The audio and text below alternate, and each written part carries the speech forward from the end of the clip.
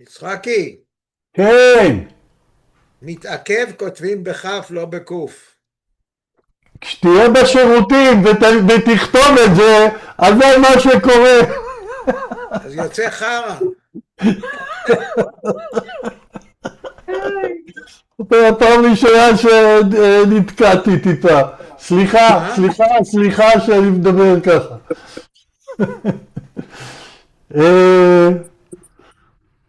טוב, יש לנו חבורה שלמה פה, אז תכף נראה את כולם. מה שאת עושה. כמה אנשים חדשים, הנה קרמלה ועוד מי זה פה,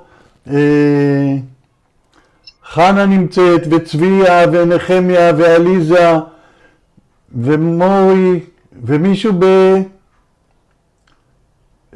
אני אף פעם לא יודע לזהות את השם כשכתוב זום יוזר, אז לא יודע איך קוראים.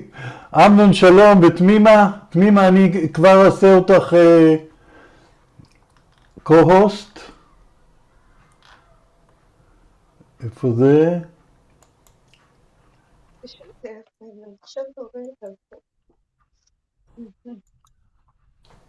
אוקיי, אז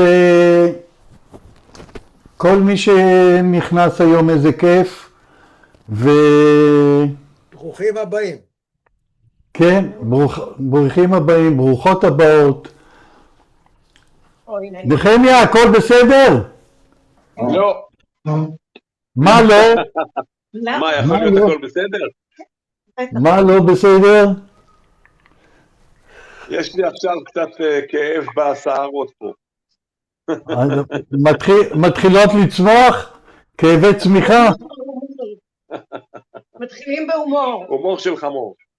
כן. גם אני פה. אז היום אנחנו נעשה סבב של סיפורי טיולים. סיפור על איזה טיול, או בארץ, או בחול, או באיפה שאתם רוצים, או במוזיאון, או כל דבר שעולה על הדעת, שהשאיר עליכם רושם, שהוא קופץ לכם ראשון לראש כשאתם רוצים לספר על טיול. דרך אגב, תשימו לב, כשאנחנו נפגשים עם חברים, אז הנושא או אפילו עם משפחה, והנושא שהכי קל לדבר עליו, זה על טיולי חוץ לארץ, ועל איפה טיילתי ומה עשיתי וזה, ואנשים אוהבים לספר את הסיפור הזה על עצמם, וכשהתחלתי לחשוב מה אני הולך לספר, עלו לי כמה סיפורים, וחלקם אני עצמי יצרתי טיולים, אז אבל לא על זה אני רוצה היום לספר. אם זה יהיה זמן אז אני אשחיל את הדברים האלה, אבל אני רוצה להתחיל דווקא על בחמישי לחודש, שזה מחר, זה, אם אני לא מתבלבל, מלחמת ששת הימים, ועל מלחמת ששת הימים גם יש לי סיפור. עכשיו ביוני, נכון? אז אני אספר אותו ממש בקצרה. איך שנגמרה המלחמה, אני במלחמה עצמה הייתי בשני קומנדקרים ששמרנו על גביש, אלוף הפיקוד, והיינו צמודים אליו. לאן שהוא זז אנחנו היינו איתו, כולל סגן שלו, מישהו, או מישהו מפורסם מאוד נכנס לעזה ונהרג קילומטר אחד הכי בכירים, נדמה לי, אני לא זוכר אם סגן הרמטכ"ל או משהו כזה. מישהו מאוד מאוד בכיר, אני לרגע שכחתי. אבל מה שאני רוצה להגיד, שהטיול בסיני, הטיול הכי מיוחד, זה מיד לקחו אותנו, את אותם השני קומנדקרים, אחרי שגמרנו את השבועיים, פחות או יותר שבוע מלחמה, לקחו אותנו ונתנו לנו צוות של הכור האטומי בנחל סור... אנשים מהכור האטומי, בקיצור, של מדימונה. נחל סורק. לא נחל סורק, של דימונה או של סורק? דימונה. נתנו לנו צוות של אנשים, של 3-4 אנשים, ולקחו את סיני, חילקו אותה לריבועים של כמה קילומטרים, ונסענו, אין מקום שבסיני שלא הייתי בו, מיד אחרי המלחמה, במשך איזה 2-3 שאספנו דגימות של צמחים ודגימות של חול. ולפי מה כשהחזרנו את סיני, אז אמרו, וואו, הפסדנו מקורות למחצבי אורניום. אז כנראה מצאו אורניום בעקבות הדברים האלה. אני לא חושב שאני מגלה איזה סודות ביטחוניים, אבל אז המקום, בזכות זה שזה היה ממש קרוב למלחמה, אז הייתי בין אני חושב מספר 49 שחתם בספר המבקרים של סנט גבריאל, לא סנט גבריאל, סנטה קטרינה. זהו, אחר כך עברתי בסנט גבריאל, אז זה מבלבל אותי. סנטה קטרינה. סנטה קטרינה, בסנטה קטרינה הייתי בין ה-49 הראשונים שהגיעו. בדרך יש שם איזה כפר קטן, שמסתבר אחר כך קראתי שהם שבט של רומנים, שהגיעו לשם בכלל, הם בדואים רומנים, שהגיעו לשם במשך, בשנות 1200 או משהו כזה, והתיישבו שם, ובחושות שם כאלה של התקלים, הדבר שהכי פתאום אתה מסתכל ככה ואתה רואה אישה יושבת עם מכונת תפירה כזאת עם הרגליים ותופרת, והראו לנו, כשהגענו לשם אז הם לקחו אותנו הנזירים להראות לנו את החדר עם כל הגולגלות של כל הנזירים שהם שומרים אותם, וככה זה במקום תמונות, אז באלפי השנים, אז יש שם אוסף של גולגלות.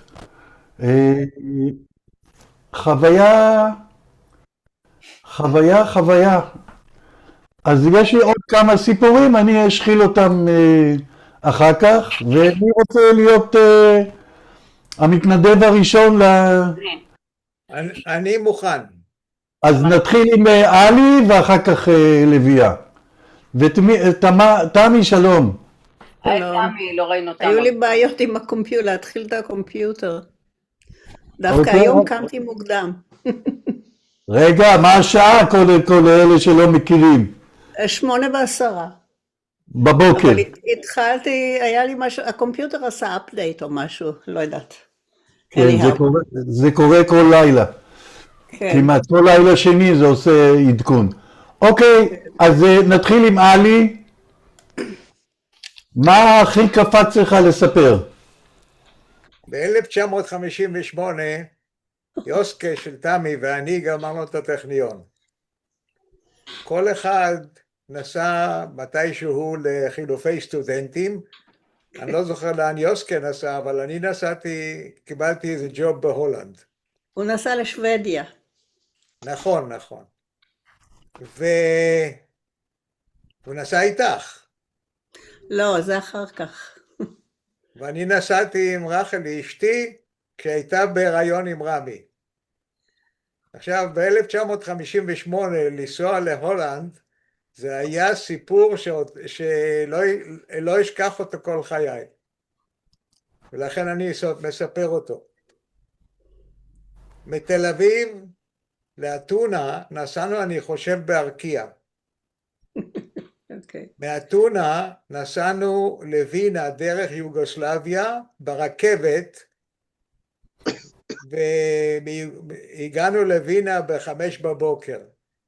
אשתי רחלי הרגישה משהו נורא עם ההיריון והקיעה כל 5 דקות בדרך. ביוגוסלביה, אז זה היה לא כמו היום, עם 1,000 טיסות מנתב"ג. הייתה טיסה, פעמיים ביום 2 טיסות יצאו מהארץ או כמה. ויתר היה באירופה ברכבות. ההקאות שלה, לא אשכח אותם אף פעם. הגענו בסוף הדרך לווינה, שם יש לי בן דוד, ומשם נסענו לרומא, לא לרומא, לנאפולי, אני חושב שלרומא, והייתה לי פגישה עם אחי. מרומא להולנד שוב פעם ברכבת, איזה יומיים נסענו, זה היה משהו מחריד. אי אפשר לתאר היום את התחבורה שהייתה ב-1958, שזה היה כמה שנים אחרי המלחמה. ראינו עוד את הבנייה של הערים שנהרסו במלחמה. זה היה באמת דבר שאני לא אשכח את כל חיי. תגידי, יוגוסלביה לא הייתה אז קומוניסטית? כן, היא הייתה קומוניסטית, ובלילה, זה היה גם רכבת שנסעה בלילה, וישבנו על הספסלים, גם לא היה כסף, כמה נסענו עם דולר, אני חושב שיצאו עם $100. לא, $10. $10? גם... $10 נתנו אז לצאת, כן. אני חושב שיכולנו יותר, כי אני זוכר שהיה לנו קצת יותר. אולי קיבלת מאחיך. לא מאחי, אולי מההורים של רחלי. אתה יכול להיות. היה להם אולי כמה, אני לא זוכר מאיפה קיבלנו דולרים, אבל הדולר היה אז, לא 3 שקלים ולא 2.8, אם אני לא טועה זה היה משהו בקרוב ל10 שקלים, זה לא היה לירות זה לא היה שקלים, זה היה לירות, שאחר כך נהפכו לפרוטות שהפכו אותם לשקלים ואחר כך לשקלים חדשים. כן. עם גרוש וחצי נסענו לטייל בחוץ לארץ, כי במקום שעבדנו קיבלנו אני חושב משכורת, וזה קצת, היה לנו קצת, אני חושב שכן, קיבלנו כסף מהסבתא שלנו. והילד נולד בשלום. מה? והילד נולד בשלום בהיריון. אחרי ההיריון הילד נולד בסדר. כן, הוא נולד בסדר, אבל זה היה, חלום זוועות זה היה. אוקיי, תודה עלי. זה לא טיול מרגש ביופיו, אבל טיול מרגש בכל המאורעות שבו. כן, זה היפה במפגשים כאלה, ששומעים דברים שלא מצפים אליהם. חזרנו ארצה באונייה. היי מותק, אני בזום, אני בנפולי. אוכל לצלצל אלייך ב7:15, עוד שעה. אוקיי, אנחנו נעבור ללוויה, אבל סגרתי לך את המיקרופון לוויה, כדי שזה לא יפריע. אז תפתחי את המיקרופון. פתחתי. אז אני רוצה לדבר איתכם על שני דברים. דבר שהוא קצת אנכרוניסטי, אבל בכל זאת אני אומר, בשנת 2008 הייתי בטיול בכרתים, במקריגיאלוס, זה עיירה שיש בה רחוב אחד, שכולו יפי הבריאה והטבע, מלא בתים עם מטעים ועם עצי פרי שנושקים אל הרחוב, כותבים תאנים, כותבים ענבים, כותבים סברס, כותבים אפרסקים, כותבים שזיפים, והמקום הזה הוא מעוז של גולים בריטים מהרבה שנים, שהם מעשו באפור ובגשם, והילדים שלהם באוניברסיטאות ברחבי אירופה, והם בורחים מהאפור, והם באים לשמש המזרח תיכונית וגרים שם, ומועדוני קריוקי שכל אחד יודע, כמו באחווה של האסירים, כל אחד יודע איזה שיר כל איש אוהב, ואיזה שיר ינגנו לו, וב10 יורו אפשר לשבת 5 שעות בתוך מועדון קריוקי אחד ליד השני, כמו באיה נאפה. הדבר היוצא מן הכלל שיש שם זה מצפה כוכבים של אסטרונום ידוע בעולם, שהיה לו מיקרוסקופ האבל, שהיום הוא כבר לא עושה רושם על אף אחד, אז היו 3 בעולם. טלסקופ, לא מיקרוסקופ. לא מיקרוסקופ, טלסקופ האבל, ובאים, ועד שנוסעים לשם זה נסיעת כמו קיר המוות בקרקס, בזוויות, באדוקינס, אדוקינס זה אבנים שזה לא אספלט צלול, ויש רק נתיב אחד, ואני הייתי הנהגת האמיצה עם פיאט פונטו, ובאמצע יש חניה, עולים איזה 400 מטר בגובה, ומגיעים לדק ורואים בתוך הדק סולם, ומחכים לחושך ומקבלים הרצאה, וההרצאה מדברת על כל הפלנטה שלנו, שביל החלב, והוא מלמד אותנו לכוון כל אחד באופן אישי לטובת עצמו את הטלסקופ האבל, והוא קבור קומה באדמה ושתי קומות בחוץ, ולראות כוכב מתפוצץ, חור שחור בעיניים שלנו, ולראות שכוכב הצפון הוא לא הזוהר ביותר אלא סטורן, ולראות את שני הירחים של שבתאי בעין שלנו, שהדבר היחיד שמזוינת בו זה הטלסקופ האבל, וזה חוויה פשוט מה שקוראים בכל ספרי האסטרונומיה, האסטרולוגיה והכל, זה חוויה שלא שוכחים אותה. מי ששלחתי אותו לכרתים, חוץ מזה ששם אוכלים אוכל הכי טרי בזול, ויש ים בהליכה של 5 צעדים מכל מקום, ופשוט חוויה מפעימה. זה דבר אחד. ודבר שני, הייתי במוזיאון העיצוב, אתם לא רוצים לנסוע 7 שעות לחולון ולבלות חצי שעה בתערוכה, ואני אומר לכם שאני עשיתי את זה אתמול, והתערוכה גיבורות מדברת על מה הכוח הנשי של העורף, איך העורף שורד את העניין שהחיילים במלחמה, ואיך משתמשים בבגדים ובאופנה. יש שם מי שעשתה את התוכן זה יערה קידר, שהיא כבר עושה תערוכה שלישית, והיא עומדת לכתוב ספר שיהיה בסיס ללימודי שנקר. ומה התפקיד של הבגדים והאופנה, ומה עושים איתם ברגעים שהם הרגעים החשוכים ביותר של האנושות.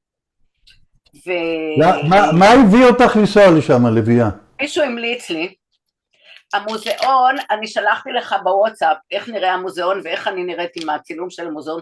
המוזיאון עשוי מקירות של פלדה שהרגלו אותם באיטליה, וזה נראה כמו בית אסיה, ונותן לקורוזיה הטבעית לתת נופך היסטורי ואסתטי מיוחד בצבעי חום וכתום למקום. תראה את זה מהוואטסאפ שלך. ואני אספר סיפור פיקנטריה.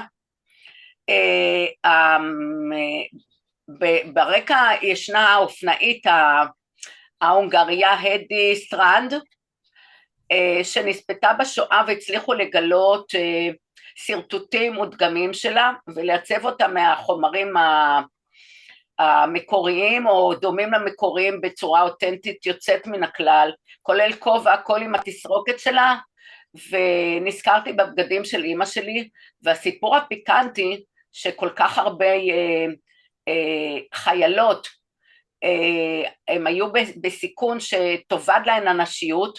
הנה פה אני, ויש עוד תמונה שצילמתי את המוזיאון מרחוק.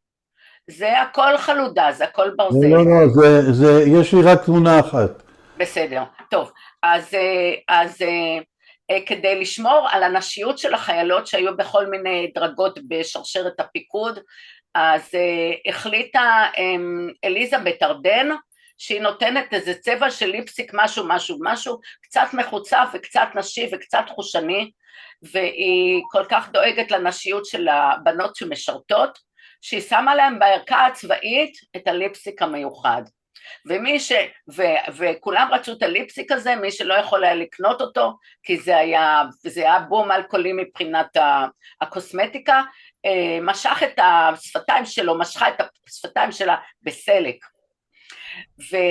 ואחרי שקמה צעקה, איך כאילו כל שרשרת הפיקוד של המפקדות הן פריבילגיות ומקבלות עוד מיוחד, מגוון מיוחד, מחוצף משהו, חושני משהו ונשים משהו, האזרחיות דפקו על השולחן והם אמרו שהם רוצים שגם להם אליזבת ארדן תבחר צבע, ואכן כך היה.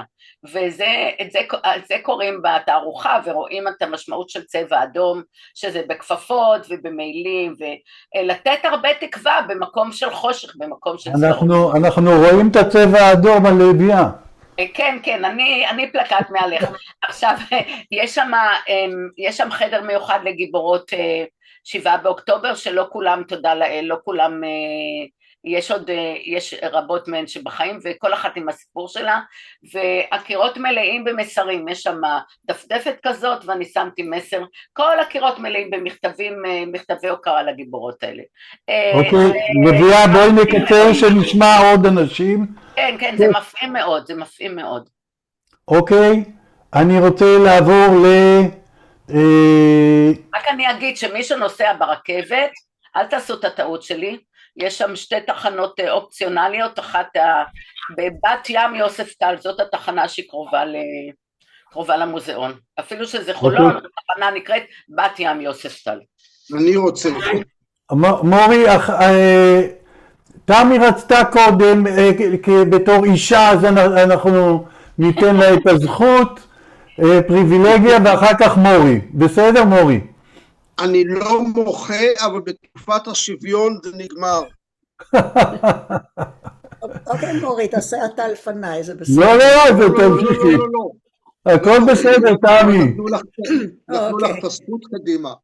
אוקיי, אז בעצם זה המשך מסוים לסיפור של אלי. יוסקה באמת נסע לשוודיה, אבל זה לא היה הטיול שלי, הוא נסע לבד. אני רק שנייה אחת, יש כאלה שפעם ראשונה אצלנו פה פעם ולא מכירים. יוסקה הוא בעלך והוא נפטר לפני כמה חודשים? שנה? שנה וחודשיים, כן. וואי, היה איתנו במפגשים. באמת? שנתיים? שנה וחודשיים? הוא נפטר באפריל 24. יא אללה. כן. אז אנחנו זכינו להכיר אותו פה בקבוצה, וכל מי שכאן חדש, אז על זה מדובר. אז יוסקה בעלך, כן. תמשיכי. כן, ואחר כך הוא חזר ועוד הלך לטכניון לעשות את המאסטר בהנדסה גרעינית, אבל כשהוא גמר את זה, ולפני שאנחנו ירדנו לבאר שבע, החלטנו לעשות טיול, לא היה כסף, כמו שאלי אומר. אני זוכרת שנתנו אז לצאת עם $10 מהארץ. לא נתנו יותר. והחלטנו לעשות טיול טרמפים באירופה. לכל אחד שרצה לעשות את זה היה אז תנ"ך קטן. והתנ"ך הזה נקרא מדריך לסטודנט הישראלי באירופה. אתה זוכר, אלי? בספר הזה היה כתוב כל מספרי הטלפונים של כל ה-Youth Hostel או University Housing, היו אוניברסיטאות שבקיץ היו מזכירים את המעונות שלהם, וכל מיני מלונות זולים ואיפה לאכול וכדומה באירופה. קיצור, אנחנו לקחנו, לא היה לנו, היינו דלפונים לגמרי, לא היה לנו, יוסקה רק גמר את הטכניון ואני לא היה לנו מיל. לקחנו את $10 שנתנו לנו, ולקחנו אוניית מסע טורקית בשם איסטנבול, ועל אוניית מסע היו כמה קבינות לאנשים פרטיים. עכשיו אם לקחנו קבינה לזוג, אז זה היה הרבה יותר יקר. אז היו שם עוד 2 גברים שלקחו קבינה של 4 והיו עוד 2 נשים שהיו קשורות להם, ואנחנו הנשים היו בקבינה של 4 גם כן. כל בוקר הגברים היו דופקים לנו על הדלת, באינטרנציונל פוליצאי. ונסענו לאט, האונייה עגנה באתונה, ואמרו לנו מתי תצא, יצאנו ליום שלם לאתונה, עלינו על האקרופוליס, וזה הייתה תקופה, זה 59, אנחנו היינו שנה יותר מאוחר. ב-59 לא היו עוד תיירים כמעט, אתה יודע, היום נוסעים לאירופה אז צפוף בכל מקום. אז אתה היית לבד לגמרי. עלינו על האקרופוליס והלכנו לפה ולשם, לארמון המלך, חילופי משמרות, וחזרנו אחר כך לאונייה. בסופו של דבר אנחנו ירדנו בנפולי, יוסקה ואני, והוא התקשר עם סבא שלו, שגר בגרמניה, והסבא שלו שלח לו באמריקן אקספרס, הוא שלח לו, אני לא זוכרת, קצת כסף. כי הסבא שלו חי בגרמניה אז. קיצור, התחלנו... פרוינד? השם היה פרוינד? פרוינד, כן. הסבא פרוינד היה בגרמניה, בהנובר. משם בא השם ידידיה. נכון, פרוינד זה חבר, ידיד, אז הוא החליף את זה לידידיה. בכל אופן, התחלנו את מסע הטרמפים, תפסנו טרמפ במכונית פיאט חדשה, יפה, והנהג באיטליה, אני לא יודעת איך זה היום, אבל הנהגים נסעו כמו משוגעים. כן, גם היום. גם היום. זה משהו נורא. אתה יודע, כשיש סיבוב בכביש, הם צופרים, כי הם לא רואים את הצד השני. הם צופרים בתקווה שזה שנוסע מהצד השני יראה אותך. נשמע אותך. נשמע אותך, כן. בקיצור, אנחנו נסענו עם הנהג הזה, והוא ניסה לעקוף עגלה עם סוס, והוא נתקל ביצול של העגלה, אני יודעת מה, החלונות נשברו. עד היום יש לי איזה שריטה קטנה, איזה צלקת קטנה, וכל הזכוכיות נפלו עליי. ובקיצור, אבל הוא היה ביג שוט בפיאט, האיש הזה, שאנחנו לא ידענו. הוא הזמין תכף ומיד מכונית עם נהג, הוא צלצל, ובא מכונית עם נהג, והמשיך את הדרך בצורה נורמלית. זה היה נהג פרופשנל.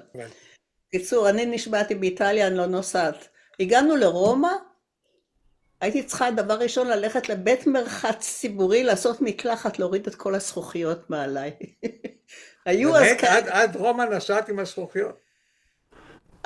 זה היה באמצע הדרך, בין נפולי לרומא. כן, אבל...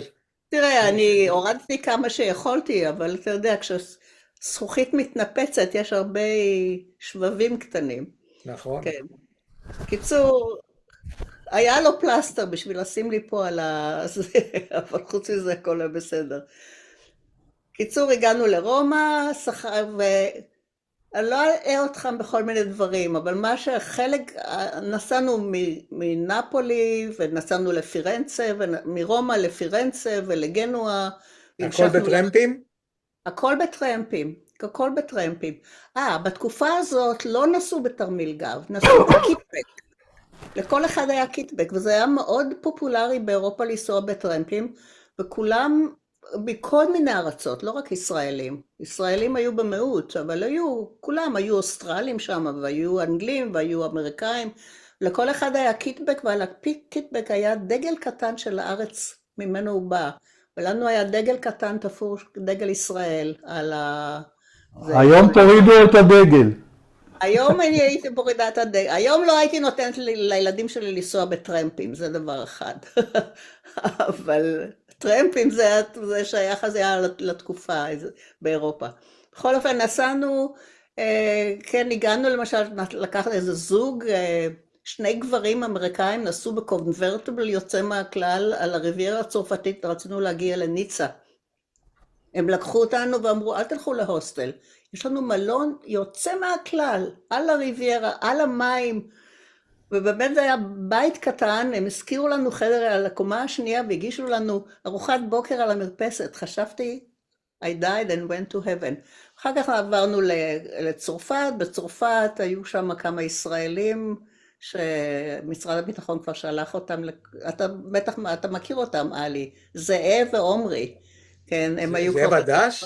זאב הדס, כן, זאב הדס ועומרי טלמון, כן, שהיו תמי, אני מקצר אותך, כדי שנספיק לשמוע, על איזה פואנטה חדשה, אין לי בעיה.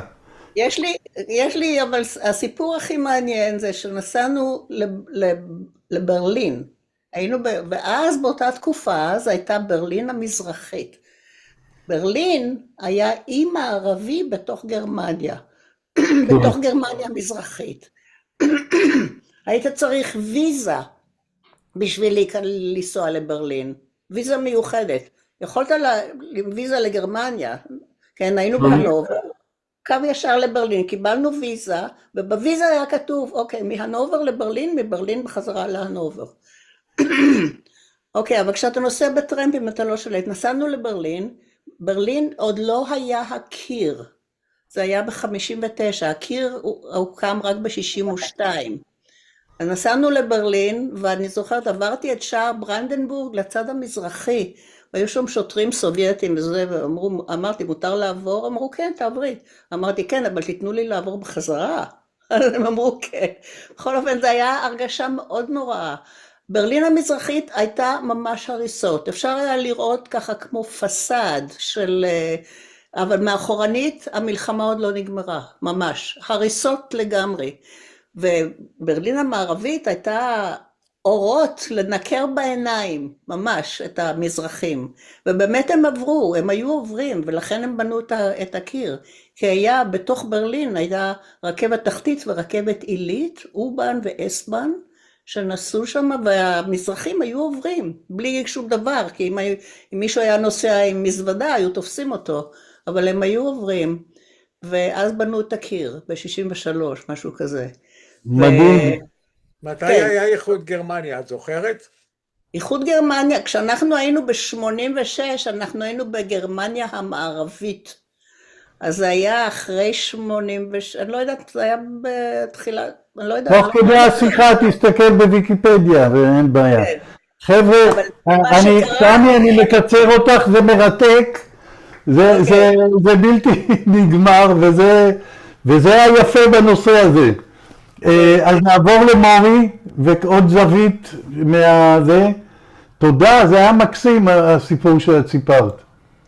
אני נסעתי בערך... אבל לא היית בהיריון, נכון? לא. אני נסעתי בערך לפני 30 שנה, יש לנו ארגון יוצאי פינסק, איפה שאימי נולדה, שכולנו כבר דור שני, וגם מנסים להגיע לדור השלישי והרביעי. רציתי לראות איפה אימא נולדה. אז נסעתי בבלרוס, זה היה בזמנו, אימא נולדה, זה היה פולין, היום זה בלרוס, ומכל מדינות אקס מזרח אירופה, בלרוס היא הכי תפוקה. ראית, בשדה התעופה במינסק אפילו לא היה עגלות למזוודות, היום כבר יש, הם השתפרו קצת. הגענו, מינסק היא עיר גדולה ויפה, עם ארמונות בזמן הצאר, ורחובות רחבים של הטנקים של הרוסים, הגענו באוטובוס לפינסק, הביאו אותנו למלון, קומה חמישית, המעלית מקולקלת. בחדר במלון, הקערות שבורות, אין שירותים, לא, כן עובד, לא עובד. אין לפני מי להתלונן, אבל קומת ההנהלה, טיפ-טופ. בבוקר בחדר אוכל, היינו צריכים להתחנן שיוציאו עוד מלפפון, עוד עגבנייה, שסיימו לאכול, ראית את כל הפועלות שעובדות במטבח, עם מטפחת על הראש, וכל אחד עם תיק מתחת לבית השכי, שהיא גנבה משהו מהמטבח לקחת הביתה. והעיירות בפינס, בבלרוס, כל כך עלובות, שזה פשוט קשה לתאר. עכשיו, ביציאה, בשדה התעופה במינסק, ביציאה בחזרה, הפגישה בביקורת הגבולות, בשביל לצאת, היא מבקשת טיפ. אז אמרתי, you can leave me. אמרתי, את רוצה תשאירי אותי פה. אז היא נתנה לי, כמובן, לצאת. נסעתי אחרי זה עם אבי, זיכרונו לברכה, להיכן שהוא נולד בפולין, זה עיירה בשם קרינקי, שהיא על יד ביאליקסטוק, ושם הזהיר אותך שבשדה התעופה, בתחנה המרכזית בוורשה, להיזהר, כי צוענים רצים משני הצדדים, ואמנים לשלוף ממך תיק או ארנק או משהו מהדברים האלה. שניים ביחד הם רצים, ויודעים איך לעשות את זה. הגענו לקרינקי, עיירה עלובה, שהיום אפילו אין רחובות צלולים, אבי בא והראה לי, הנה, פה נולדתי, פשוט רץ לראות את זה וזהו. אז רק להראות לך שני טיולים שהם קצת נוסטלגיה, בפינסק גם ראיתי איפה שאימי נולדה, שאחר כך הם כולם יצאו לפריז, ומשם אימא עלתה לארץ. באיזה שנה זה היה? שלי משנת... אני מעריך לפני 30 שנה, 30-35 שנה בערך, משהו כזה. כן. ב-1990 כזה? בלרוס עדיין... כן, לפני בלרוס עדיין עלובה. תראה, גם פולין השתפרה בהרבה, ורשה היא עיר מודרנית. ורשה היא בתי מלון מודרניים, הכל דופק טיפ-טופ, אתה מבין? אני בוורשה שילמתי עם כרטיס אשראי בינלאומי, בלי בעיות, בלי ניירת, בלי גיהצתי כמו שאני מגהץ פה במשביר לצרכן, בלי שום בעיות. גם אני טיילתי בפולין, היה ממש כיף. בוורשה אין מקום חנייה, אין מקום חנייה, הם חונים על איים באמצע הרחוב באדום לבן. לא, פולין יצאה מזה. טוב, פולין היא לא תחת שיפוט. מפוצצת מתחבורה ורשה. כשאני הייתי בפולין הייתה הפגנה מתחת לבית מלון שלנו של נשים נגד רפורמה שמה שרצו לעשות שאסור להם לעשות הפלות או משהו כזה. היה איזו הפגנה כזאת. אוקיי, נעבור לאגי. תודה, אורי, זה היה נהדר. אגי, פתוח המיקרופון. ראיתי, תודה. אחרי שסיימתי את התיכון בניו יורק, רציתי להגיע לפה, וקנינו כרטיס, הגעתי לשדה תעופה, ואימא שלי מוצאת איזשהו רבץ קטנה שמה, והיא אומרת לה, תשמרי על הבת שלי פה, היא פעם ראשונה יוצאת לכיוון משהו. אז היה איזשהו בלגן בטיסות, ואנחנו היינו צריכים להחליף מטוס בהולנד, אמסטרדם. וקרה משהו, המטוס לא הגיע לנו, ואנחנו מגיעים לשם ואין מטוס.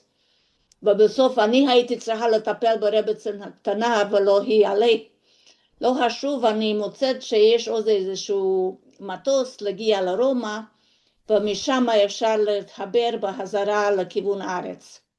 בסדר, אנחנו לוקחים את המטוס, מגיעים לרומא, נותנים לנו איזשהו ואוצ'ר כמה שעות לישון באיזשהו מקום קרוב על יד שם, ואני לוקחת את הרבצן ביד, ואנחנו הולכים, ומחרת בבוקר אני מגיעה לשדה תעופה בחזרה, ואני מראה להם את הכרטיס, והיה לי שני דברים, היה לי מזוודה אחד בשביל כל הדברים שלי לשש שבועות, והיה קופסה עם סמלה חתונה שהבאתי מבת דודה אחד לבת דודה שני.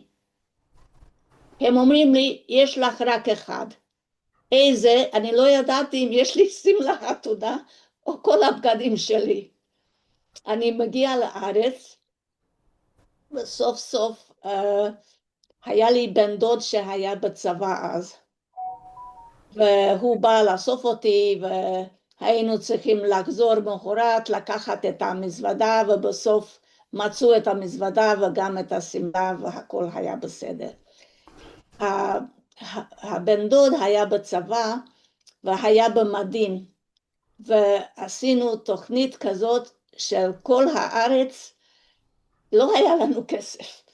אז הוא לקח אותי בטרמפים, והתחלנו מאשדוד שהוא היה גר בו, ואשקלון שבת דודה שלי הייתה גרה, ואחר כך יצאנו לכיוון נתניה שהיה עוד איזשהו דוד שם, כל לילה, כל מקום ישנו לילה. ונסענו לחיפה, היה איזשהו דודה, ישנו פה לילה, ובחזרה לטבריה היה טיול מדהים עם טרמפים, וטרמפים על מסעיות צבא, כל מיני דברים. אגי, באת מחוץ לארץ, מרומניה ומארצות הברית, היית בת כמה? מרומניה יצאתי, הייתי 13. לא, אבל עכשיו כשבאת לישראל, כשבאת לבד. שבאתי לבד הייתי 19. היית בת 19. מה ההתרשמות שלך אחרי שעברת שתי מדינות, או הייתם גם בצרפת, אני זוכר משהו, סיפור. שתי מדינות. אבל מה, באת לישראל, מה הרגשת? מה קלטת כאן? זה היה הרגשה כאילו אתה חזרת 20 שנה אחורה. בניו יורק הכל היה מודרני והכל בתים גדולים ורכבות והכל היה מודרני. והגעתי לאשקלון שהיה הול. היה כמה בתים והחוף הים והיה הכל כל כך backwards. מאוד מאוד. עלוב. כן, כאילו שחזרת בזמן. אז היה לך הלם תרבות. הלם מאוד. אבל ההלם הזה הביא אותך בסוף לישראל. לא, בין זה ושעליתי היו עוד כמה טיולים לארץ. אז כבר הייתי יותר משופשפת וכבר ידעתי יותר על מה שקורה. אבל בזמן הייתי עם הבת דודה בתל אביב באיזשהו מקום והלכנו לשירותים ואני ראיתי את המילה ג' ב' רש משהו ואני חשבתי שזה גברת. נכנסתי והיה גבר. עוד לא ידעתי עברית. אוקיי, איזה כיף של סיפור. אוקיי, נעבור לעליזה ונחמיה. אז מי רוצה להיות ראשון מכם? עליזה? עליזה, את רוצה? דברי. כן. בטוח אצלי. רגע, בטוח? כן. שומעים אותי? שומעים אותך, כן. טוב. לא רואים אותך, אבל שומעים אותך. אני חי את את תתיישבי ליד נחמיה, זה הכל יהיה בסדר. אני לידו. אנחנו יודעים. תנתק אותי ואז תשמעו אותי דרך נחמיה. הנה, הכל בסדר. טוב, אז אני בעצם רוצה לספר על טיולים מוקדמים שלי בתור ילדה בבית הספר.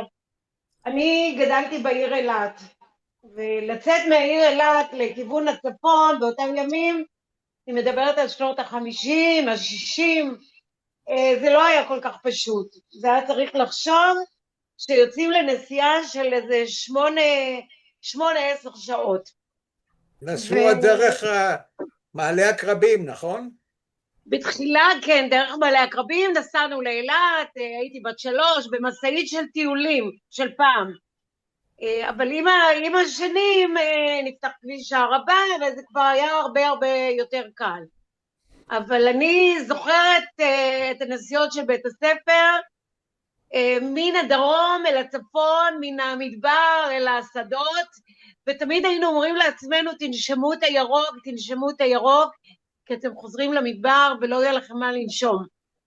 אם אנחנו מדברים היום על אנרגיה, אז זו הייתה האנרגיה, הצבעים. זו הייתה חוויה מאוד מיוחדת, זה היה לראות אנשים אחרים, זה היה לראות בתים אחרים, זה היה לחוות חוויה אחרת לגמרי, ולפעמים כשאני מדברת עם חברי ילדות שלי שאנחנו עדיין בקשר, אז אנחנו ממש מתמוגגים על הזיכרונות, ובאמת מה שנשאר לנו זה באמת זיכרונות.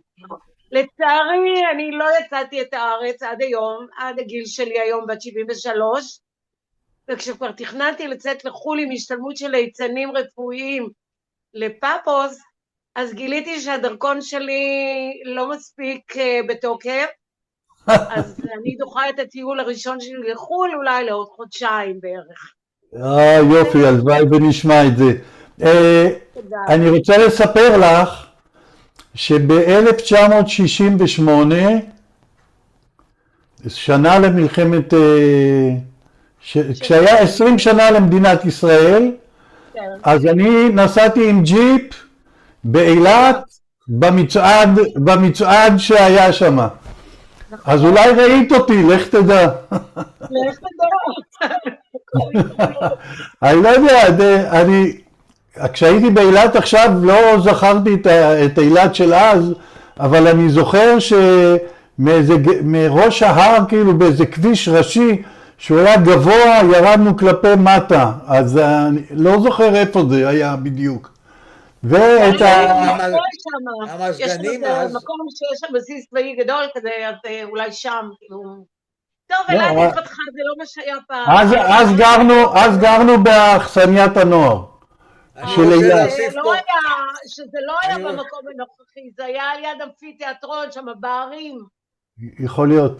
אני רוצה להוסיף פה רגע הערה קטנה. כן. המזגנים באילת היו נקראים טפטפות. אתם יודעים מה זה טפטפות? כן, רוי, אני עד היום מרגישה את הריחות של השיטה עם המים, עם הבריזה בערב. היו שמים כזה איזשהו קש על החלונות, עצי שיטה, מרטיבים אותו, ואז האוויר שעובר מהחלון, ענפים של שיטה בתוך מסגרת עץ, מסביב טפטפה של מים, והבריזה, כשאתה מגיע הבריזה בערב, זה היה ככה משיב את הרוח. איזה יופי. אז תודה רבה, ועכשיו נעבור לנחמיה. יצחק, יש לי... כן. אוקיי. יצחקי, יש לי הערה, הקול שלך נורא חזק לעומת כולם. אז אני יכול להחליש, אוקיי? כן. אוקיי, תודה. אוקיי. איך עכשיו? עדיין חזק. אוקיי, הורדתי את זה ל-50, אוקיי? בסדר, תודה. נחמיה. אפשר להתחיל? כן, אבל... אוקיי, תדבר, כי עכשיו אני שומע אותך חלש. רגע, אני עשיתי משהו לא נכון. הבנתי. אני יכול לדבר משהו על אילת להגיד? לא. תגיד על אילת אחרי, אבל בוא נשמע את נחמיה. אז אחרי, בסדר. כן. אז ככה, לפני בערך 30 שנה, היה לי חבר בקנדה, אמרנו בוא ניסע לטיול לקובה. אוקיי, נסעתי לקנדה, ואז התרחשו כמה דברים, והוא ביטל. אז אני נסעתי לבד, וכשהגעתי להוואנה, שכרתי רכב. איזה שנה זה בערך? באיזה שנה? לא יודע, לפני 30 שנה. אוקיי. אני לא טוב במספרים. בשנות ה-90. 90 וכמה. את יודעת, אוקיי, בסדר. אז... אני יודעת חשבון של כיתה א', נו. ונסעתי, שכרתי רכב, והתחלתי לנסוע לפי המפות פחות או יותר שתכננתי, הגעתי לאיזו עיר כזאת, עיר קטנה, וחיפשתי ראיתי שיש לראות שם איזה מקום טבעי, סוג של מוזיאון טבעי, גן חיות טבעי כזה. בדרך אני רואה שני נער ונערה עומדים בצד, עצרתי, ושאלתי אותם איפה זה. ואז הם אמרו לי, בסדר, אז היא אומרת לי, האחות, היא הייתה אח ואחות, אני אראה לך. אז כשהתחלנו לנסוע, אז היא אומרת לי, אכפת לך שאני אלווה אותך במשך הטיול שלך? אז אמרתי לה, כן, בסדר, אבל אני צריך לשאול קודם את אמא שלך. אז היא אמרה, אוקיי.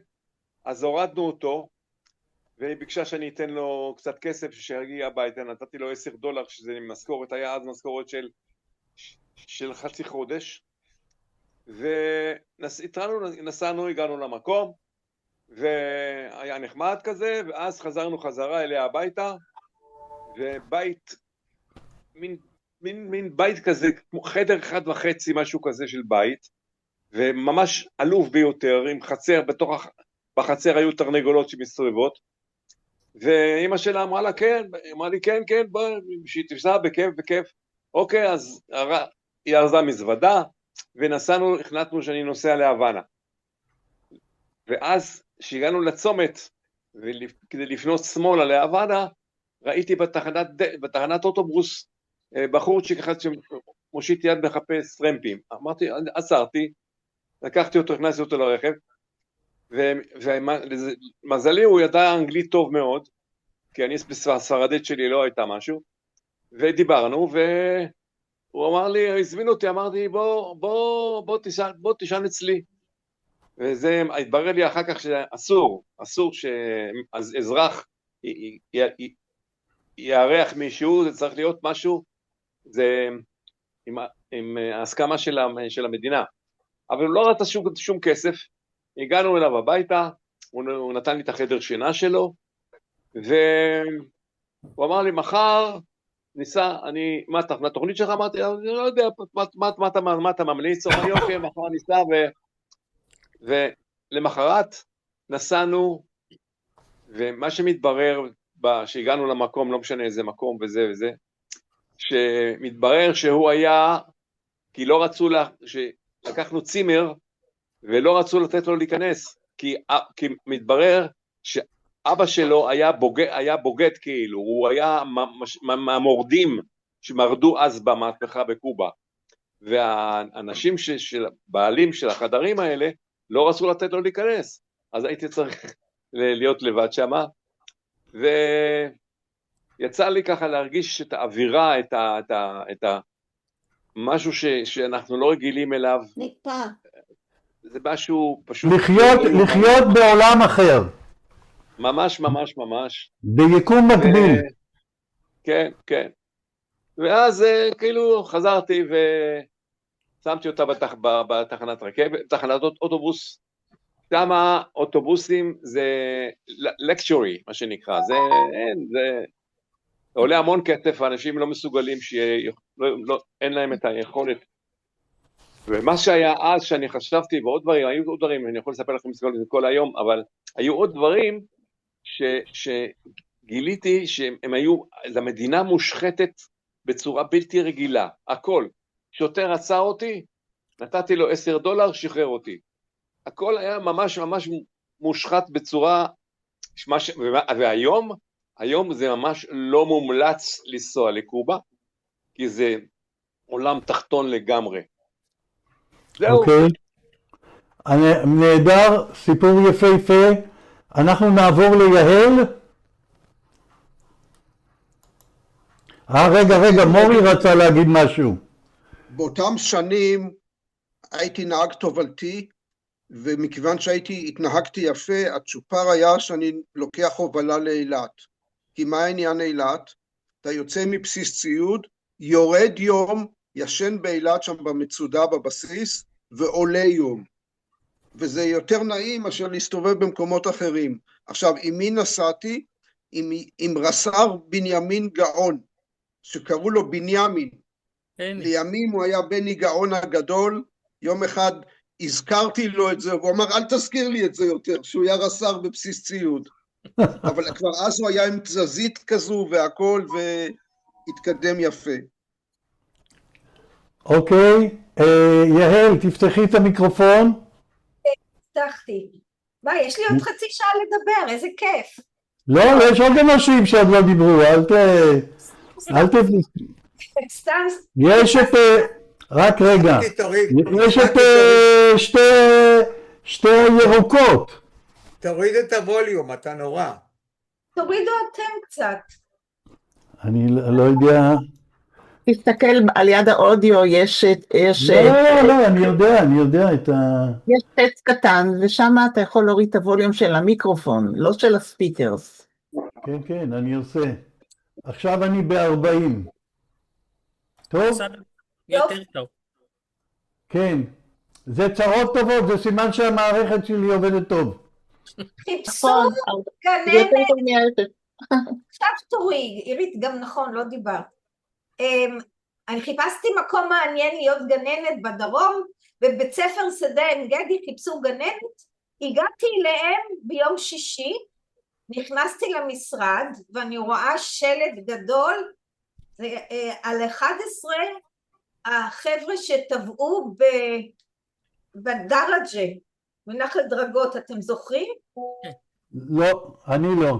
הבנות. שהם נכנסו לטייל שם והיו שיטפונות בירושלים ומהמפלים והזה הם טבעו.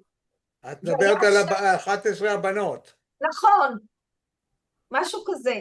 לא משנה, אני רואה את השלט הזה, זה נראה, כי זה, הגעתי שנה אחרי, וכנראה עשו משהו לזכרן, ואני רואה את זה, וזה ממש עשה לי לא טוב, ואז אלי רז, המנהל, שהיה כל כך נחמד, אמר לי, תראי, מחר יש טיול לדרג'ה, של החברה להגנת הטבע, את מוזמנת לצאת איתן.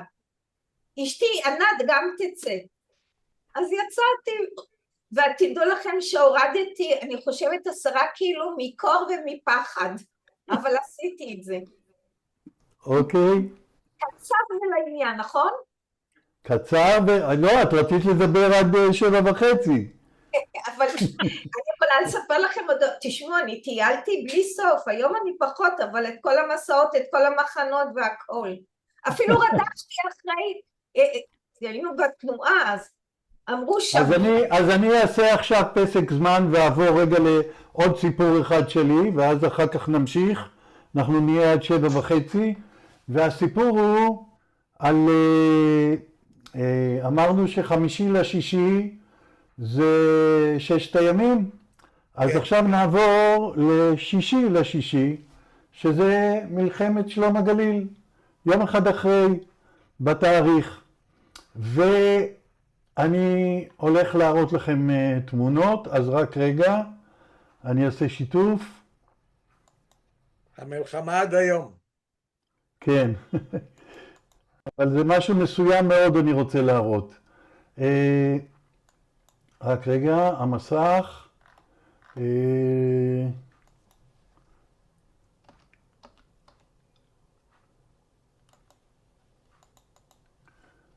נו, מה אם לא רוצה לעבוד לי פתאום? נו, זה פתאום לא עובד. רק רגע.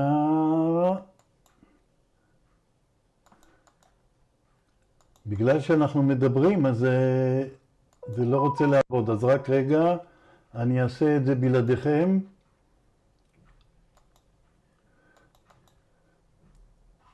נו, מה קרה לזום שלי?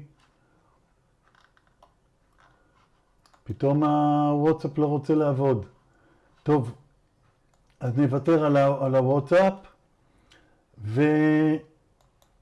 ונעבור למצגת.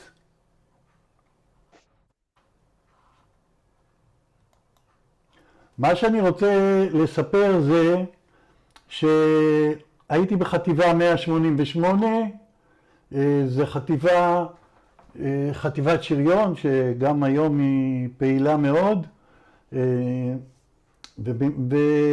והתפקיד שלנו היה ללוות את הצנחנים.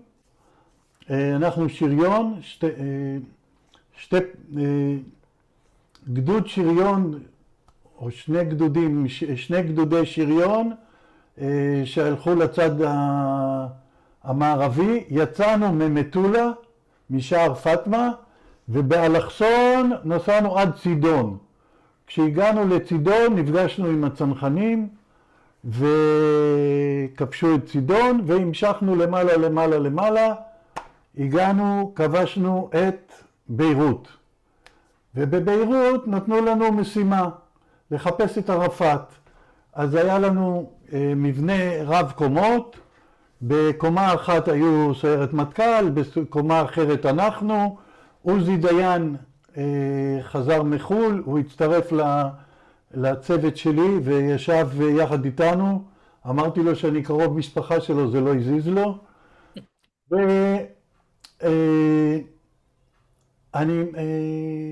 ישבנו והסתכלנו לחפש איפה ערפאת כדי להרוג אותו. אבל פתאום הלכה להיות מודה שעוזבים את ביירות ולוקחים 2 ג'יפים וקומנדקר, והיינו פלוגה של 30 איש. אז התחלקנו לחצי, יום אחד נסע חצי מהפלוגה ויום אחד החצי השני, שזה אני, ו2 קומנדקרים וג'יפ, ואנחנו נוסעים 30 קילומטר צפונית לביירות, לעיירה שנקראת ג'וניה. עכשיו, זה בערך כמו... ג'וניה זה הפריז של המזרח התיכון, הייתה. זה כמו המרחק בין חיפה לעכו, משהו כזה, גם האווירה היא דומה, רק שביירות זה שטוח, כמו עכו, וחיפה זה עם גבעות והרים, זה בערך ג'וניה. בג'וניה היו עושים סרטים, אפילו המצרים היו מצלמים שם, עיירת נופש, עיירה מאוד מאוד יפה. ועכשיו אני אראה לכם תמונות שמצאתי השבוע במחשב אצלי ששמרתי מאותן תקופות, אז אני אעשה רגע שיתוף, אני מקווה שזה הפעם יצליח. ואנחנו נלך לכאן. עכשיו אני אעשה מצגת. עכשיו אנחנו יוצאים מביירות, מלחמה, אמצע המלחמה, כמו שעכשיו יש מלחמה בדחיה ובזה, אנחנו ישבנו בדחיה כמובן. ויצאנו, אני הייתי בקומנדקר, צילמתי את הג'יפ, ופקקי תנועה, מביירות עד לג'וניה. ומה עושים האנשים? תסתכלו טוב, הם בים. בזמן המלחמה. אני מדבר איתכם על 3 שבועות, 4 שבועות. בתוך המלחמה, כשעוד יורים ולא מסיימים את המלחמה. עכשיו, אני אראה לכם עוד כמה תמונות. פה יש איזשהו, אותם הפקקים, אבל עוברים איזה מנהרה שחצובה. ורק בעזרת ה-AI קצת שיפרתי את התמונות, חידדתי אותם. אתם רואים פה את הנהג של האופנוע? זה היה המלווה שלנו שלקח אותנו והתחלף באמצע. למה התחלף? כי יש אזור של החבר'ה האלה ששלטו, ויש אזור של כאלה ששולטים. אני לא הבנתי בזה, ואנחנו מטורפים, נוסעים בתוך השיירה הזאת של אנשים, ואתה נוסע אל הלא נודע, ואנחנו מגיעים לג'וניה, ובג'וניה יש מסעדה. אז הלכנו למסעדה, וכאן אתם רואים בחורה ב-1982, ישראלית לחלוטין, אבל היא ערבייה, והם היו עם בגדי ים, והיו באות אלינו, הייתה תמונה שאני לא מצאתי אותה, אבל של אמא ובת שהתיישבו על ברכיים של אחד החיילים, עם בגד ים, באות ומתיישבות עלינו, והילדים מסביבנו וכולם ככה, ואנחנו יושבים שם, ואז פתאום 2 חיילים סורים נמצאים יחד איתנו באותו מקום, באותה מסעדה. רק הלכתי לצלם אותם. כאן ילדים בג'וניה, בבריכה, זה מקום של בריכה, לא בים. בראש ההר היה אזור עם בריכה, וככה זה נראה כשליד ביירות שם עם קצת מלחמה. וכאן בראש הגבעה של ג'וניה יש את הכנסייה הזאת, ורקבל כמו שיש בצי גוראל, רקבל כזה מראש ההר, מסטה המריס למטה, אותו דבר יש פה. רקבל שבאותם ימים לא תפקד, ועוד פעם איזה נוף ששם מהאזור הזה, וככה לסיום, זה ככה, כשטיפסנו להר, ככה זה נראה, ופה אני רוצה, סתם, זה לא קשור לסיפור, תוך כדי החיפושים חיפשתי את הצבע של הצבא, אז מצאתי את זה, זה רכב ישראלי, שאוטונומי, זה תעשייה אווירית. זה רכב אוטונומי, זה תעשייה אווירית. זה לא משנה, זה של צה"ל. אני אומרת לך, שאני יודעת. זה רכב שהחשוב בו זה לא התעשייה הצבאית, אלא שהוא נוסע לבד, יורה, ויושב מישהו עם ג'ויסטיק ומפעיל אותו כמו רחפן. זה דברים שישראל עושה, אז ככה, זה במקרה השתלב לי פה במצגת, אבל זה שווה לראות את זה. אז זה עוד אחד מסיפורי הטיולים שחוויתי בחיים. חוץ אני מטיולי צריכה חוג. ללכת, תודה רבה לכם, שבת שלום. שבת שלום. יברכו כולם. אז נעבור למשפחת גרין. לא מאוחר להגיד הגומל. נכון. אז זוהי, אם עושים את זה היום, יכול להיות שעושים את זה גם, אבל איך תדע, כבר אי אפשר להבין כלום במדינה שלנו. היינו משוגעים, פשוט היינו משוגעים, עשו דברים בלי חשבון, בלי כלום. מי ראשונה ממשפחת גרין? עירית או צביה? מי סיפור הכי... אני מוכנה. קדימה. אבל אני לא, אין לי כזה סיפור מרתק כמו שלכולם פה. כל דבר, לא עושים שיפוט מי יותר טוב ומי פחות טוב. יכול להיות שהסיפור שלך הוא הכי מרתק. שמעתי פה סיפורים, יש לי סיפור פשוט. פשוט. קדימה. למדתי בארץ, בתל אביב, אופנה. אחרי זה למדתי הוראת מקצועות האופנה. עכשיו, כדי להיות מורה בישראל לאופנה, צריך לעשות השתלמות במפעל.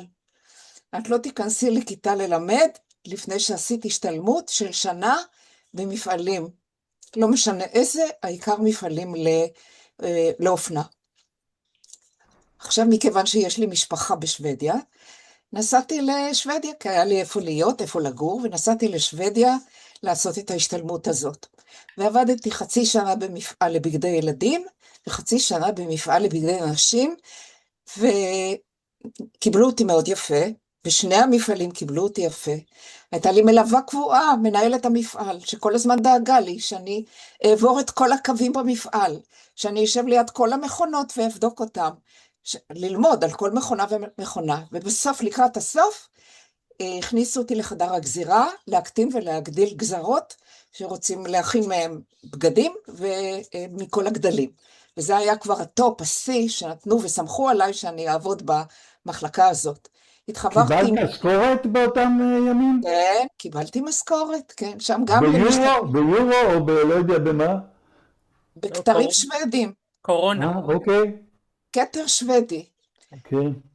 אבל מה מדברים שם? רק שוודית. לא היה שם אנגלית, זה היה בתחילת שנות ה-60. הם למדו בבית ספר אנגלית, אבל הם לא השתמשו בשפה, ולא יכולתי לתקשר שם באנגלית. אז בשוודיה... ולא היה לך בפלאפון אפשרות לתרגם? לא היה לך וואטסאפ? ובאותה תקופה הם נסעו בצד שמאל של הכביש. כשהגעתי, אני הגעתי בספטמבר, ובדיוק בספטמבר 67 הגעתי, אחרי שבוע שהתחילו לנסוע שם בצד ימין, ומותר היה שם לנסוע רק 20 קילומטר לשעה, כדי שאנשים לא יתבלבלו, הם נסעו כולם לאט, אבל זה היה החוק, וכולם צייתו, הם נכנסו לסיפור הזה ממש יפה, יפה והם מחונכים לתפארת. בכל מקרה, לא ידעתי את השפה, והייתי צריכה ללכת ללמוד. יש בערב בית ספר לתיירים, לאנשים שרוצים להשתקע בשוודיה, בית ספר עם קורסים חינם. קיבלתי שם ספרים, מחברות, תקליטים כאלה קטנים מפלסטיק שאפשר לשמוע בבית, בפטפון רגיל, ולמדתי שם את השפה, כדי שאני אוכל להסתדר בתוך המפעל, בשפה שלהם. ולמדתי את השפה שלהם, לקרוא ולכתוב, זוכרת? את זוכרת? כן, כי יש לי משפחה, אני ממשיכה לדבר איתם עד היום. כן. בואי מה, תקשיבי, אני כועס עלייך. את בסוף אחד הסיפורים הכי יפים את מספרת, ולך את כל כך מקטינה את עצמך בגיל הזה, אני לא מאמין. זה מה ששמעתי פה, הסיפור שלי זה סיפור פשוט, מה זה לא? אני חושב שזה סיפור מקסים. בכל מקרה... בשאר הסיפורים הוא מקסים ויפהפה.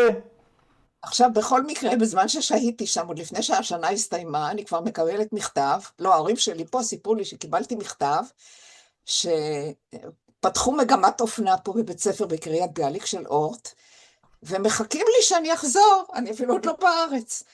מחכים לי שאני אחזור, ואני אכנס כבר לאיזה כיתה, לכיתה הראשונה שיש שם. אז כן, כך היה. חזרתי, הגעתי, נכנסתי לבית הספר, וסוף סוף קיבלתי גם את המשכורת שהגיעה לי, כי עשיתי את ההשתלמות, כאילו איזה דוקטור. והייתי מורה לתפירה תעשייתית. מה שהיום אנשים קוראים אלא זה קונפקציה, אבל תפירה תעשייתית טובה. והתחלתי לעבוד. ועברו שנים, והנה אני כאן, אחרי הכל. אני כבר לא מתעסקת באופנה, היום קונים בגדים בזול, לא צריך כמעט לתפור. אז היום עברתי לבריאות. אבל זה כבר סיפור לזמן אחר. מקסים, מקסים, מקסים. איזה יופי של סיפור, באמת. אז אנחנו נעבור לעירית. רק רגע, אני חייב לקנח את האף. עירית, תדברי. בינתיים. אני זוכרת שצביה חזרה ודיברה שוודית, אנחנו נדהמנו. היא חזרה מהטיול שלה, זאת אומרת, מהשהות שלה בשוודיה. היא חזרה כמו שוודית. עד היום, עם המשפחה, כולם נכון. בשוודית, כן. נכון, נכון.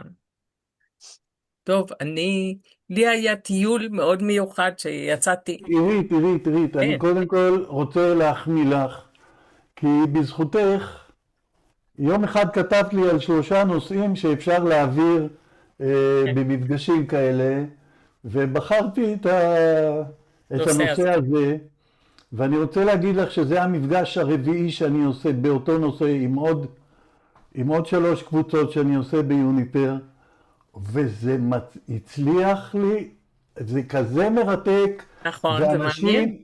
אנשים מוציאים סיפורים שזה לא יאומן. אז כאן אנחנו מקליטים, ואני אשמור את ההקלטה שתוכלו לשמוע את זה עוד פעם עם מי שירצה.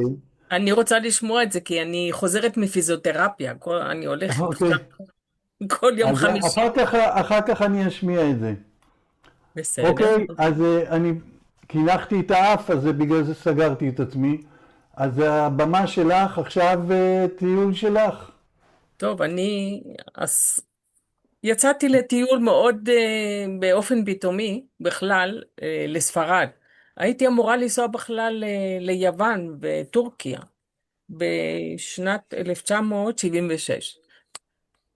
קיבלתי חופש, אני הייתי אזרחית עובדת צה"ל כמה שנים טובות. אחרי שגמרתי את הטכניון, מה שלמדתי, עבדתי בחיל אוויר, במחלקת הדרכה. וקיבלתי חופש לנסיעה ליוון. והיינו אמורים לנסוע קבוצה של טייסים וכמה אנשים מהמחלקה, רצינו לנסוע ביאכטה של מישהו. וזה התחיל חודש אוקטובר והתחיל ים סוער. והחליטו שלא נוסעים. וקיבלתי כבר את החופש, כי בצבא כשאתה מבקש חופש אתה צריך למלא טפסים ולקבל.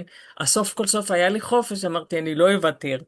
ואז אמרתי, טוב, אם אני לא נוסעת, אני נוסעת לספרד. ככה אמרתי, נכנסתי למשרד נסיעות, למחרת קניתי כרטיס ונסעתי לספרד. כי זה היה משהו שלא הייתי עדיין. בכל אירופה הייתי, אבל בספרד לא הספקתי, כי חשבתי לעצמי, ספרד זה ארץ, היא מאוד גדולה, ויש כל כך הרבה תרבות ודברים לראות, זה צריך לעשות את זה לחוד. וצריך להקדיש לזה יותר זמן. ואז נסעתי ב-76, אוקטובר 76. היה פרנקו? לא, פרנקו נפטר ב-75. כבר הייתה ארץ דמוקרטית. כמו אצלנו? הייתה אז. כן, כן, כבר אז היה דמוקרטיה מלוכנית, זה נקרא, דמוקרטיה מלוכנית. ובאתי לארץ מקסימה, כי מה שהפתיע אותי זה, הכל היה כל כך בזול, וכל כך פשוט כזה, וגם היה נראה גם כן רטרו, זאת אומרת, אנשים, למשל, הלכת לאיזשהו מקום לקנות, אז לא הכפילו את המחירים, אלא עשו חישוב של זה ועוד זה ועוד זה, על נייר ועיפרון, ואצלנו בארץ כבר היה הכל יותר מתקדם. זה דבר שני, וחוץ מזה שבאתי למלון, היה נראה לי שאני כאילו בעליזה בארץ הפלאות, כי המלון היה כזה עם הפריון המיטה, והכל היה כזה מעולם אחר, מעולם של אגדות. בקיצור, היה לי תוכנית, דבר ראשון אני חייבת ללכת לראות את הפרדו, כי למדתי אומנות ולמדתי בתוך הלימודים שלי בטכניון, גם תולדות האומנות, ורציתי מאוד לראות את הפרדו. ובאתי לפרדו עם מחברת כדי לרשום דברים שאני רואה, כפי שהייתי עושה בכל הטיולים שלי באירופה בכלל. רשמתי תמיד יומן של ביקורים במוזיאונים, מאוד אהבתי את זה. וכשהגעתי לאולם של ולסקס, רואים שם את המנינות, שזה בעצם הנסיכות, עם הבגדים שלהם, במיוחד אהבתי את הנושא של הבגדים, כי למדתי גם אופנה בבית ספר ויצו. הקדשתי לזה ורשמתי פרטים ודברים שראיתי, ואיך שאני יושבת ורושמת, ניגש אליי בחור צעיר ומדבר איתי, ולא התייחסתי, כי כולם דיברו אליי בספרד. ודבר היחיד שידעתי להגיד זה היה no comprendo, אני לא מבינה. no comprendo, אני לא מבינה. והם לא ידעו הרבה אנגלית, אז לא היה לי בעיה, לא היה בעיה, הם פשוט כולם הלכו. אבל הבחור הזה, כשאמרתי no comprendo, הוא אמר לי, you speak English? אז אמרתי, מישהו שמדבר אנגלית, אני יכולה לדבר איתו. אז הוא התחיל לדבר איתי, והסתבר שהוא עושה את הדוקטורט שלו במדריד, והוא זה. בסופו של דבר אנחנו התחתנו, זה כל הסיפור. זה היה הסיפור, הוא פשוט בא אחריי לכל מקום שהייתי בספרד, וכשחזרתי למדריד, נסעתי לדרום, חזרתי למדריד, הוא חיכה לי שהאוטובוס הגיע, וכשהייתי צריכה לטוס לארץ בחזרה, הוא לקח אותי למען התעופה. בקיצור, הוא בא לארץ, דיבר, הכיר את המשפחה, ושנתיים אחרי זה היינו נשואים, פחות משנתיים. אנחנו התכתבנו כל הזמן באנגלית. היינו צריכים הוא היה יליד איזה ארץ? ספרד. יליד ספרד. הוא ספרדי במקור, יהודי כן. ספרדי? כן, ומה שקרה שהוא ראה אותי כותבת מימין לשמאל. הוא ראה שאני כותב במחברת מימין לשמאל. אז הוא חשב... ראית את הציור של פיקאסו? איך זה נקרא? מלחמת העולם השנייה. אבל זה לא נמצא בפרדו. זה לא נמצא בפרדו. לא, אני יודע, אבל כן. ראית אותו? כן, כן. אוקיי, אז מקסים. מה שקרה קוראים לזה הוא ראה אותי גוורניקה. כותבת מימין לשמאל, הוא הבין שאני כותבת או ערבית או עברית. הוא התקרב וראה שאני כותבת עברית. אז הוא התחיל לדבר איתי. לי קוראים לציור הזה גוורניקה. נכון, גוורניקה. שכחתי את השם. זה היה אוקיי. הפצצה של הצפון, של גרניקה, של העיר כן. גרניקה. יש לנו עוד כמה אנשים בואו נראה אם נספיק לדבר. כרמלה... תמימה. מה? רגע, יש כרמלה ותמימה ואמנון וברט ונאווה וחנה. אז לא יודע אם נספיק את כולם, אבל מי שירים את היד ויהיה ראשון, אז אנחנו נמשיך הלאה. אפשר לעשות חלק ב'. אפשר, כן. אפשר סיפורים נוספים, לי אין סוף סיפורים יש. בזה. כרמלה, אני אשמח לשמוע אותך. תפתחי בוא את נשמור 7:30, המיקרופון. בוא נשמור על סיום ב7:30. כן, כן, יש עוד 9 דקות. תנסה לבחור, אין לי כל כך מה שיעלה לך בראש. אני, טוב, לא מכירים אותי. בארץ או בחו"ל? בחו"ל. כן. אני אחות במקצועי. כן. וחיפאית, נולדתי בחיפה, גרה בחיפה. ואני מקבלת יום אחד טלפון מהנהלת הסעוד בתל אביב, של קופת חולים כללית, שאני נבחרתי להישלח כנציגה של ישראל לקורס מדיניות בסעוד בטיואן. וואו. ואני מתפלאת איך בכלל הדבר הזה מתממש, איך זה מתגלגל. מסתבר שטיואן לא מופיעה ב-HWO, היא לא שייכת לארגון הבריאות הבינלאומי.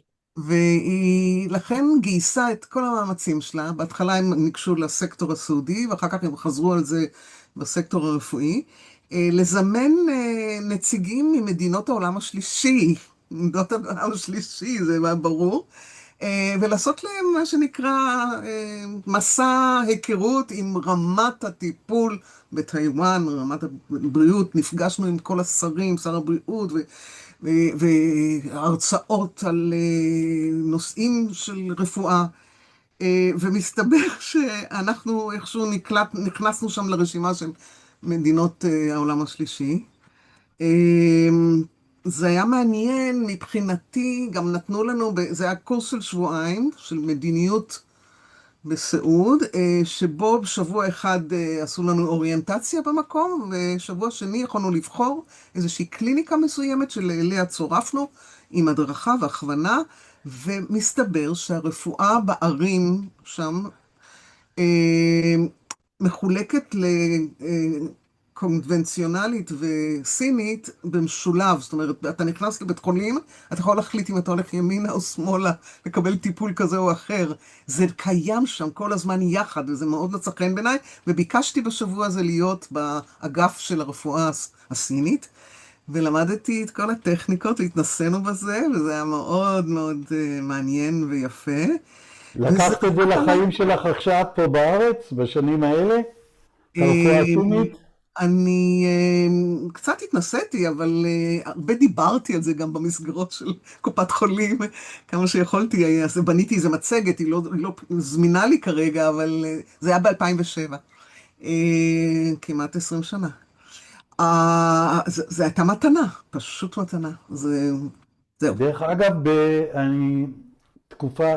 יש לי בית בטבעון, וכשגרתי שם יותר, אז בטבעון הייתה מרפאה של קופת חולים כללית, עם שני רופאים, שאחד מאלוני אבא, אחד מהם נדמה לי מאלון הגליל, שהם רופאים גם רפואה כללית וגם רפואה זה, והם משלבים את זה ביחד. הייתי פציינט שלהם איזה 5-6 שנים, חוויה לא רגילה. אוקיי, בגלל הזמן הקצר, יש עוד 5 דקות, מי שיהיה ראשון שירים, או תמימה, או אמנון, או ברט, או נאווה, או חנה, מי מרים את היד? בסדר, אני... כן, תמימה. אוקיי, רק שנייה. שומעים אותך, הכל פתוח, הכל בסדר. אני רציתי, בזמן שעבדתי, לא צריך את זה.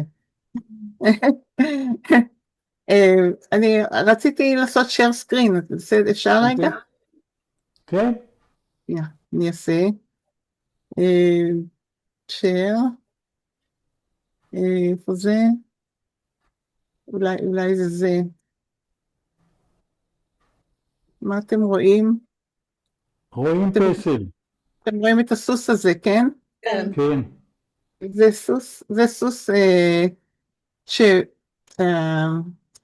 מי שעשה אותו קוראים לה דבורה בטרפילד, וזה נראה כאילו שזה עשוי מעץ, אבל בעצם זה עשוי ממתכת, והיא עושה משהו למתכת כדי שזה ייראה מעץ, וזה יכול לעמוד בחוץ ולא להתקלקל.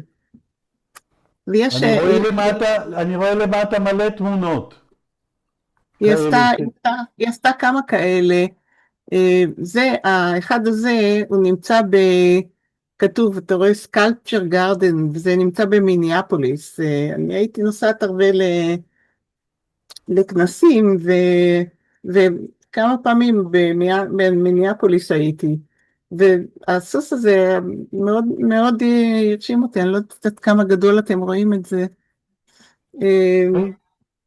אז כשחזרתי למיניאפוליס, כל פעם רציתי לחזור לשם ולראות את זה עוד פעם, ובסוף מתברר שבאוניברסיטת סטנפורד, בוא נראה, באוניברסיטת סטנפורד יש גם כן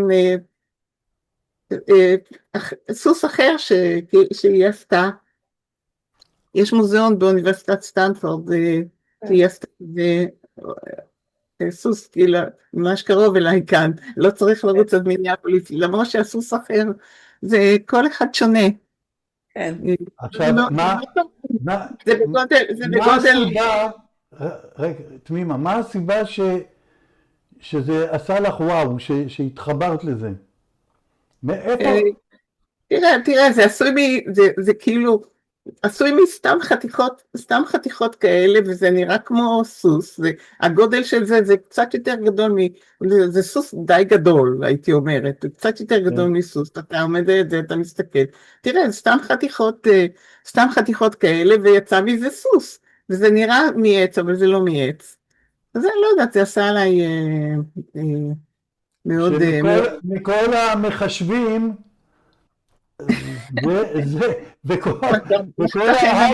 וכל ההייטק, אז דווקא לקחת, שזה כאילו היא יצאה מהריבוע, היא לקחה יצירתיות של ברזלים שיראו כמו עץ, לזה הכוונה שלך?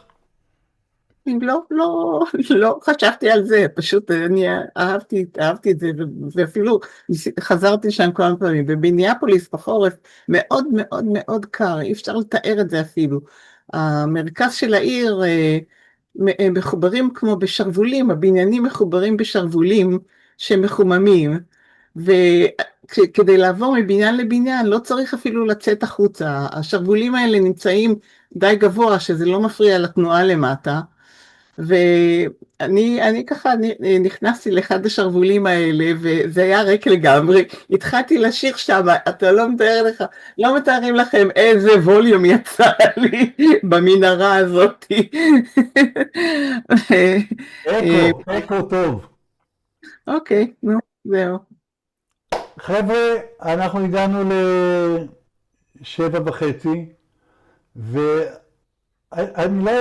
אני עד עכשיו מתרגש איך נוצר קסם ממשפט אחד שכותבים, ואיך כל אחד מוסיף לזה את הצבע שלו ולכיוונים אחרים, כל אחד לכיוון אחר, וזה כיף כזה. תתארו לכם שאני עברתי כבר השבוע 4. נגיד 15 כפול 4, כמה זה? 60 סיפורים מדהימים. אצלנו זה 60. מדהים, זה... אבל אני חושב שהסיפור הכי מדהים היה של מישהו שסיפר את התלאות הכי גדולות שיכול להיות בטיסה לחוץ לארץ, והוא אמר, מאז אני לא טס. זה הוא יצא עם ארקיע פעם. בחור מאילת, מי סיפרה של אילת? עליזה. בחור מאילת, כדי להגיע לנתב"ג, להמריא, לחול, לא היה רמון, הוא היה צריך, לא היה מטוסים, אם צריך להיות ב3 בלילה, אין מטוסים. אז הוא טס בשעות הערב כדי להיות ב3 בבוקר. והוא חשב, אני אשם בטרמינל 1, אבל אז אמרו לו, תשמע, בשעה 10 סוגרים בטרמינל 1, תיסעו לטרמינל 3, תישן שם. הוא נסע לשם, ואז החזירו אותו בחזרה, אומר סיוט כזה, והתחילו לטוס, זה סיפור באמת עוד דקה, אני אסיים עם זה, התחילו לטוס, ואז במטוס של ארקיע, ואז מסתבר שהמטוס, המנוע אחד התקלקל, חזרו בחזרה, ואז הם חיכו, אחרי שעה שטסו, חזרו לנתב"ג. הגיעו לנתב"ג, אמרו, טוב, תעלו למטוס של אל על. עלו על מטוס של אל על, פתאום עוצרים את הטיסה, אומרים, רק רגע, יש בעיה.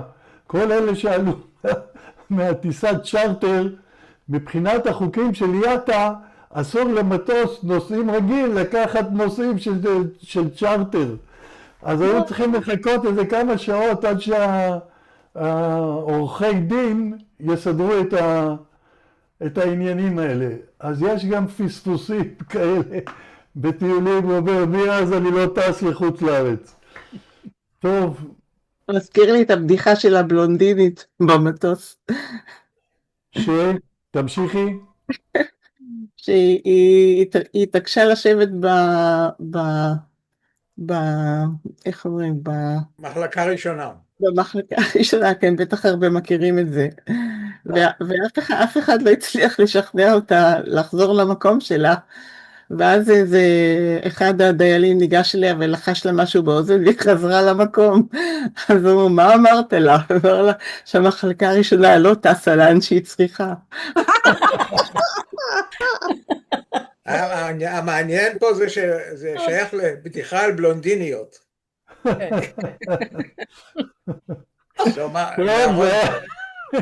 סיום מוצלח של המפגש. יצחק, אני מצאתי לעצמי תואר חדש. אני חפלש. חפלש. מה זה חפלש? חבל על הזמן. חיפאי לסוף שבוע. חיפאי לשעבר, בדיוק. יש דתל"ש, אז יש גם חפלש. זהו. אוקיי. אז היום איפה אתה? בחיפה. אוקיי. אוקיי, ננפנף לך דרך החלון. להתראות. ביי ביי. תודה רבה. איזה כיף איתכם. תודה רבה. שבת